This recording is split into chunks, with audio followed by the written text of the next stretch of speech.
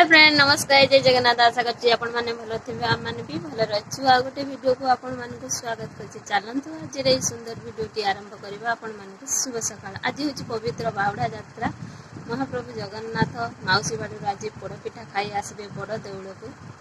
आ रथ यात्रा दिन तो बहुत माने गहली चहली हेइथिला आ लोक माने भी केते लोक मरि जाइतंती आज महाप्रभु पाखर मैं प्रार्थना करुँच बाहुड़ा यात्रा भलरे भलरे प्रभु आसिक बड़ देउल पहुँची जातु किसी असुविधा न हो आते गहली चहली न हो आ गहली चहली तो निश्चित हम आमर गाधुआ पुधुआ सरी जाइए ठाकुर पूजा काम भी सरी जाइए आपण मानक चलते टे देखेबी केमती मो ठाकुर पूजा आज करी बाहुड़ा यात्रा आपण मानक हार्दिक शुभेच्छा शुभकामना चलते टिके देखिया पछक जीवा आज ठाकुर पूजा केमती कौन करी देखु सांग मैंने सजा है एपट देखु केमती है समस्ते कमेंट रे कहब भोग देने आरती करना धूप देने दीप देने किसी देना आपण मैंने भिडियो फास्ट लास्ट पर्यंत देखिए ठीक अच्छे आला ठाकुर पूजा कर देखु किंतु मो कि मो देह किसी आसबनी आसब हाथ टिके आसब कहीं मुझे पूजा करी तो से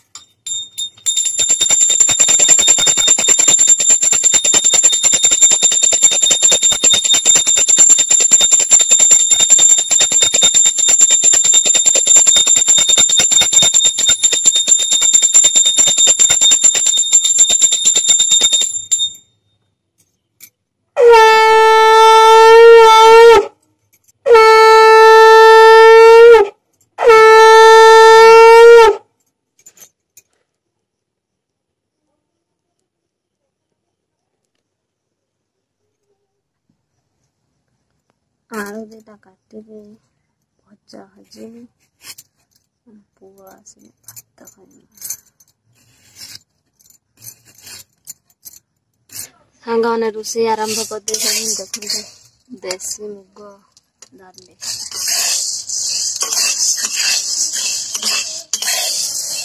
देसी मुग डाली आज भजा घर आसला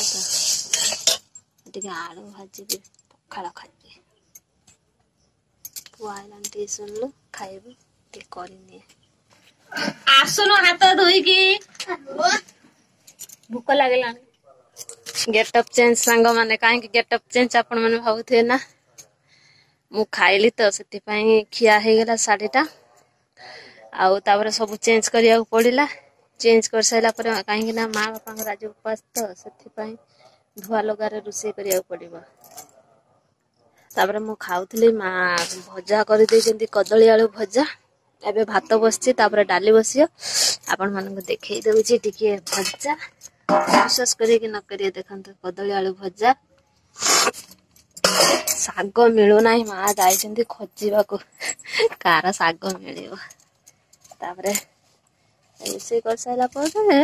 साड़ीटा पुणी चेंज कर देबी आ डाली देखंतु चूरी देकी रखी देइछि देसी डाली बहुत सुंदर लगे हौ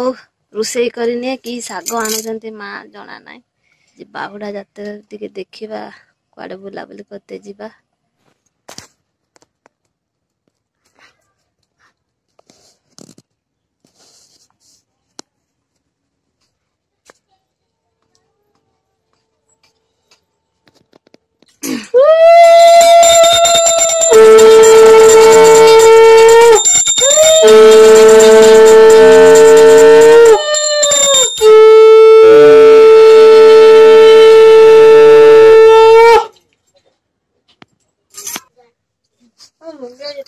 ଆସବେ ଏବେ ହବ ଟିକେ ଟେଷ୍ଟ କରିବା ଘରର ମୁରବି ଯେହେତୁ ତୋ ଘରର ମୁରବି ଆଉ କଣ ସାଙ୍ଗମାନେ ଖାଇବା ପିଇବା ସବୁ ସରିଯାଇଛି ଏବେ ଟିକେ ଶୋଇବି ଆଉ ବର୍ଷା ବି ହଉଛି ହାଲକା ହାଲକା ହେଲାଣି ଆମ ଝିଅ ଏଠି ବସି ପାଠ ପଢୁଛି ଆଉ ମୁଁ ଏବେ ଖାଇକି ଆଇଲି ସମସ୍ତେ ଖାଇସାରିଲେଣି ଠିକ ଅଛି ସାଙ୍ଗମାନେ ମୁଁ ଟିକେ ଶୋଇଛି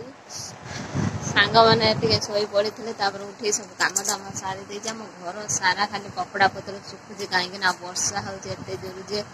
ବାହାରେ କୋଉଠି ଶୁଖିବ ଯେ କପଡ଼ା ପତ୍ର ଆଉ ଏଠି ଫ୍ୟାନ୍ ଚାଲୁଛି ଫ୍ୟାନ୍ ସାରାଦିନ ଚାଲୁଛି